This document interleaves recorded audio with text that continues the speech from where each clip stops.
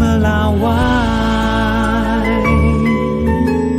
Kita ke sorotan berikutnya. Presiden kelima RI Megawati Soekarno Putri merasa terhormat menerima gelar Doktor Kehormatan Honoris Causa dari Princess Noura University di Riyadh, Arab Saudi.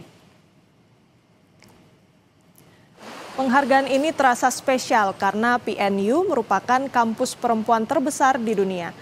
Megawati memaknai penghargaan itu bukan sebagai pencapaian pribadi, melainkan sebuah pengakuan untuk nilai-nilai perjuangan perempuan dalam pemerintahan dan kehidupan bernegara.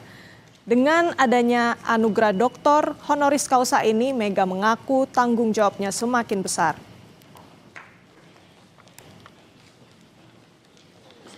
Ya bangga, ya juga malah